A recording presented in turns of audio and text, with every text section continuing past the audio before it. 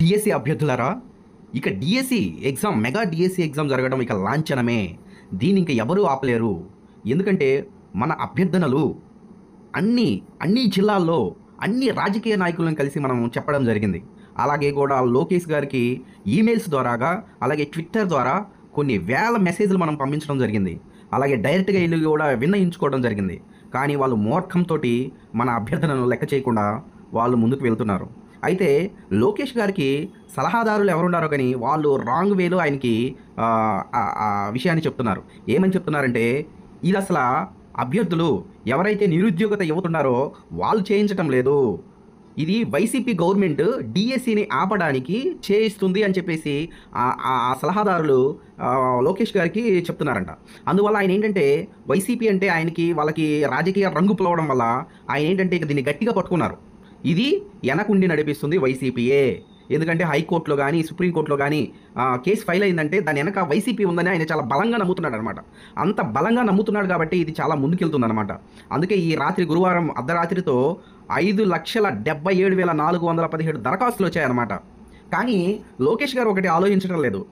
అది వరకు గవర్నమెంట్ ఎంతో మూర్ఖంగా ఉంది. ఎంత మూర్ఖంగా ఉందంటే, మన అభ్యర్థనలో ఎంత విన్నా వాళ్ళు నోటిఫికేషన్ ఇవ్వకుండా వాళ్ళు ఇష్టానుసారంగా మూర్ఖంగా ఉండడం వల్ల ప్రజలు మన డిఎస్సి అభ్యర్థులు 50 లక్షల మంది ఉన్నారు, ఫ్యామిలీస్తో కలుపుకొని మొత్తం బుద్ధి చెప్పి మూలం కూర్చోబెట్టారు. అలాగే ఈ డిఎస్సి కూడా ఇలాగే జరిగితే ఈ గవర్నమెంట్ కూడా బుద్ధి చెప్తుందా అనేది మనం ఆలోచించుకోవాలి. కానీ ఆ ఆలోచనలన్నీ పక్కన పెట్టి మనం ఈ డిఎస్సి మీద కాన్సన్ట్రేషన్ చేయాలి. సరే, 90 రోజులు లేదు, ఓకే, ఈ 15 డేస్ ఈ 20 డేస్లో ఇప్పటివరకు వాళ్ళు టెట్ పెడతారు, లేకపోతే 19 డేస్ పెంచుతారు, ఇవన్నీ కూడా రకరకాల ఆలోచనలతో మనం కొద్దిమంది జాప్యం చేశారు, అటు ఇటు తిరుగుతా జాప్యం చేశారు. ఇకనైనా చదవండి, స్టార్ట్ చేయండి.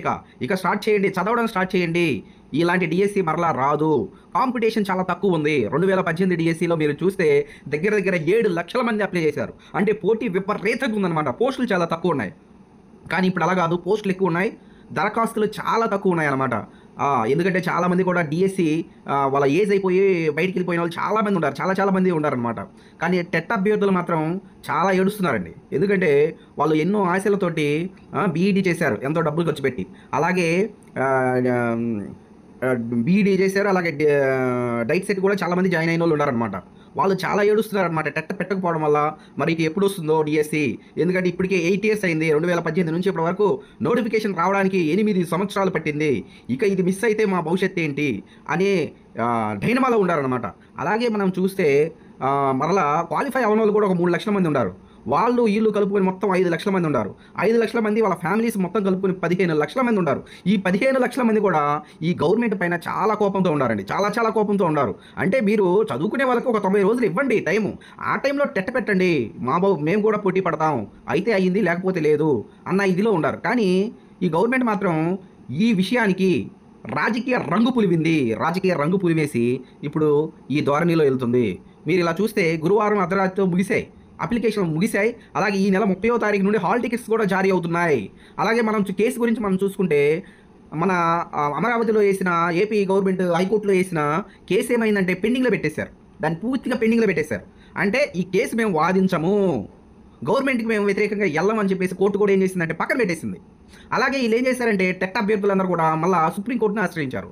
సుప్రీంకోర్టు ఏం చేసిందంటే, మొన్నటి వరకు మన నెంబరు వచ్చినా కానీ ఆ నెంబర్ తీసుకోకుండా, టెట్ అభ్యర్థుల నెంబర్ తీసుకోకుండా అత్యవసరంగా వచ్చిన వాటి నెంబర్స్ తీసుకొని వాదించి తరువాత మళ్ళీ నిన్నటి రోజున ఏం చేశారంటే జూలై 15కి, జూలై 15వ తారీఖులో పోస్ట్పోన్ చేయడం జరిగింది.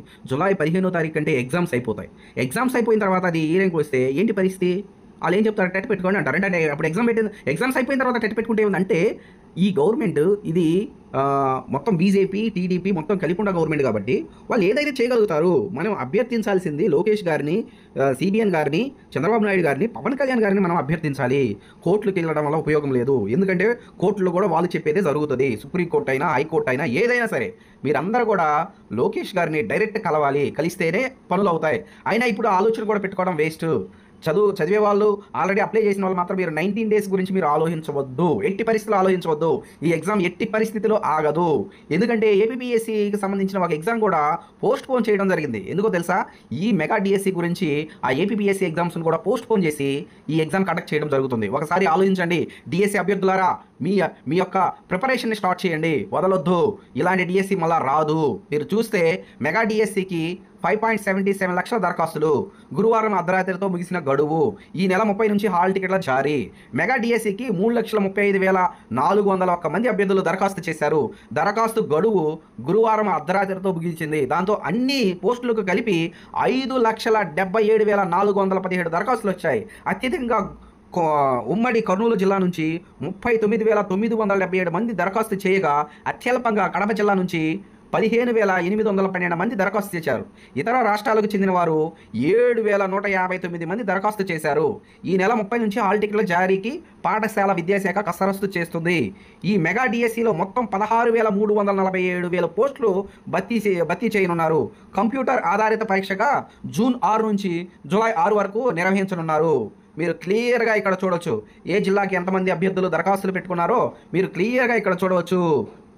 జిల్లాల వారికి మనం చూస్తే శ్రీకాకుళం అభ్యర్థులు 22,647 మంది, అలాగే దరఖాస్తులు 39,235.